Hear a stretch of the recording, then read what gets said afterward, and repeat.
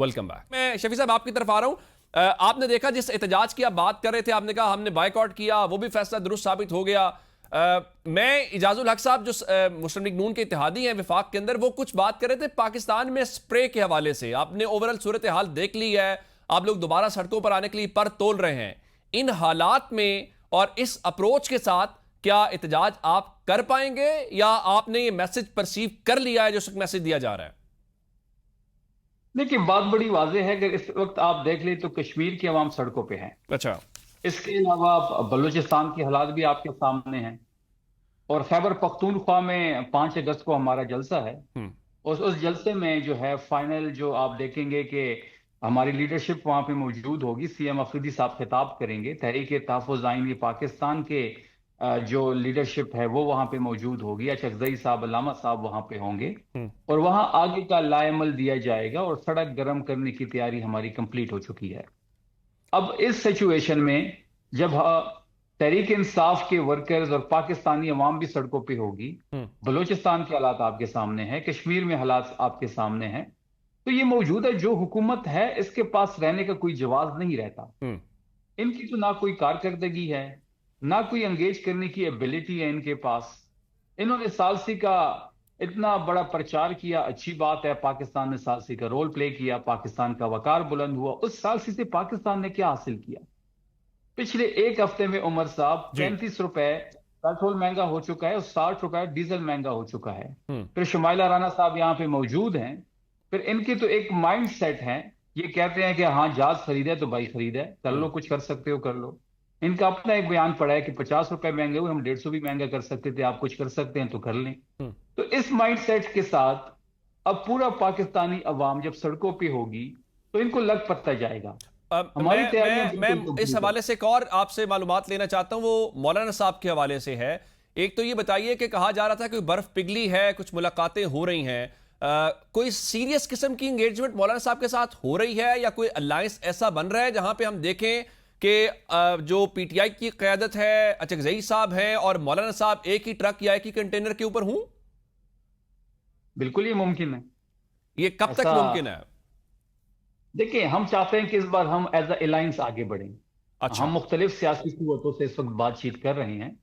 हम चाहते हैं कि जो सियासी कुव्वत इस हुकूमत के खिलाफ है, जो कि गैर आईनी गैर कानूनी हुकूमत है, हम उन सबको ऑन बोर्ड लेना चाहते हैं, और हम उस पर काम कर रहे हैं। जहां तक मौलाना साहब की बात है, तो असद कैसर साहब की मुलाकातें इनसे हुई है, वो इनसे राब्ते में भी है, और मौलाना साहब से जो हमारी गुफ्तगू इस वक्त हो रही है वो बड़ी पॉजिटिव है।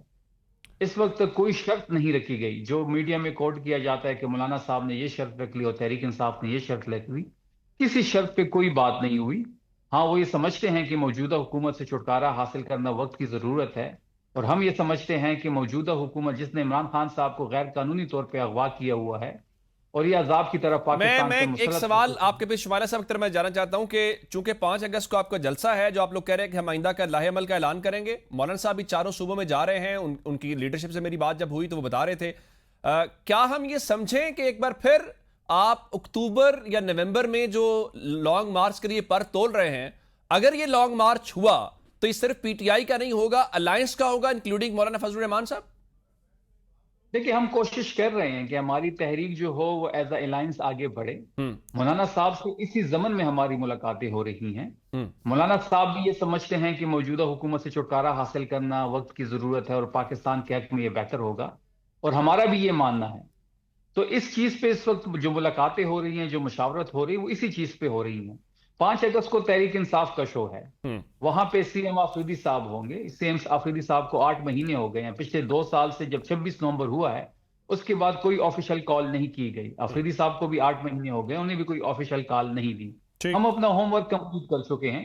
सड़क गर्म करेंगे तो मफामत का रास्ता खुलेगा, और उसके लिए तैयारी कंप्लीट है। Very right. मैं जरा शुमाइला साहब से ये पूछना चाहता हूं, शुमाइला साहब आप लोग कह रहे हैं कि हमारी कारकर्दगी दिया जाएगा उसमें हुकूमत का ठहरना मुश्किल हो जाएगा। बिल्कुल ठीक है। शुमाइला साहब आप कह रही हैं हमारी हुकूमत की कारकर्दगी बहुत अच्छी है, देखें आजाद कश्मीर के लोगों ने उस कारकर्दगी की बुनियाद के ऊपर मैंडेट दिया है, लेकिन आपने यासीन साहब की गुफ्तगू भी सुनी, जो ऑपोजिशन है वो यूं लग रहा है कि एक बार फिर सड़कों पर आने की तैयारी कर रही है। ये बिल्कुल वैसा ही मंजरनामा है जो तहरीक इंसाफ के दौरे हुकूमत में था, कि तहरीक इंसाफ हुकूमत में थी और उस वक्त भी आप महंगाई का और बहुत सारे बयानियां लेकर सड़कों के ऊपर आए थे। लगता है कि अब एक बार फिर आपके खिलाफ अलायंस बनने जा रहा है, जैसा आपने पीटीआई के खिलाफ बनाया था। देखिए, बात यह है कि तमाम पॉलिटिकल पार्टीज को ये आइन इजाजत देता है कि वो इखलाक के दायरे में रहते हुए और वो अपना एहतजाज भी कर सकते हैं, जलसे कर सकते हैं, जुलूस कर सकते हैं, ये जरूर करें।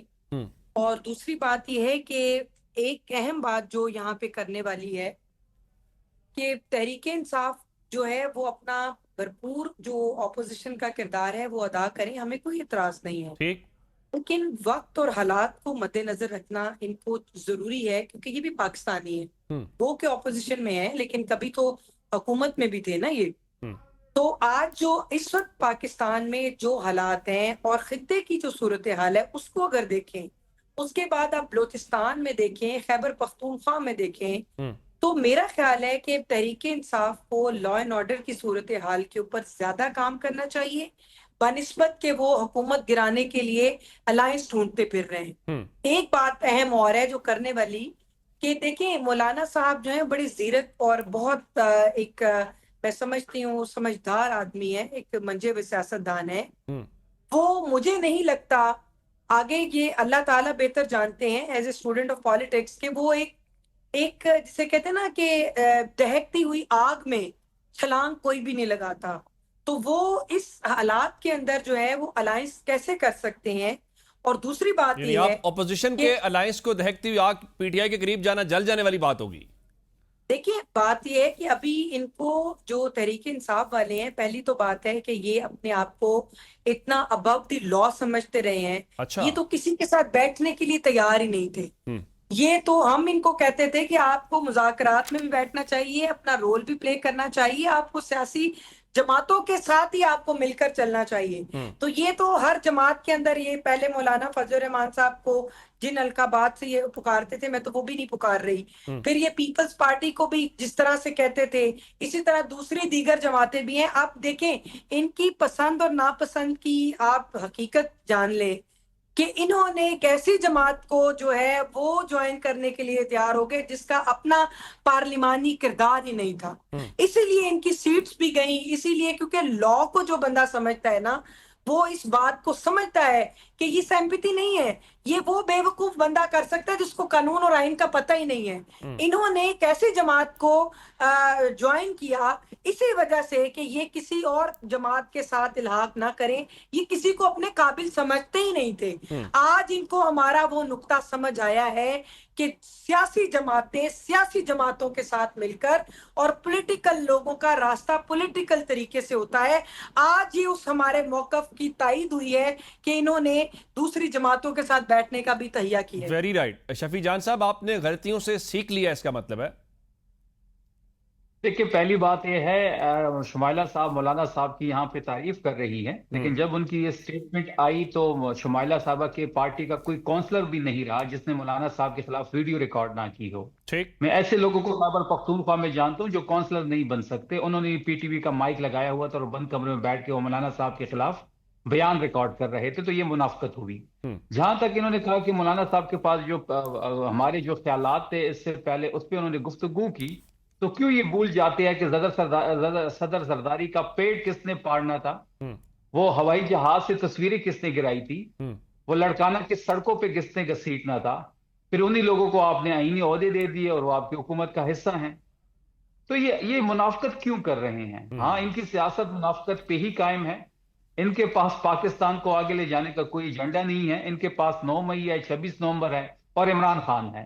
इतना खौफ इमरान खान का है कि ये घूम फिर के इमरान खान पे आ जाते हैं और तहरीक इंसाफ पे आ जाते हैं। उमर साहब, बात बड़ी वाजे है कि 5 अगस्त को आप देखेंगे कि लाखों का क्राउड होगा पेशावर में। खैबर पख्तूनख्वा के तमाम लोग उसमें शिरकत करेंगे। पंजाब के हर शहर में रैली निकाली जाएगी। तमाम टिकट होल्डर्स को, तमाम तंजीमी अहदेदारों को बता दिया गया है, तमाम तरह चीजों को मॉनिटर किया जाएगा।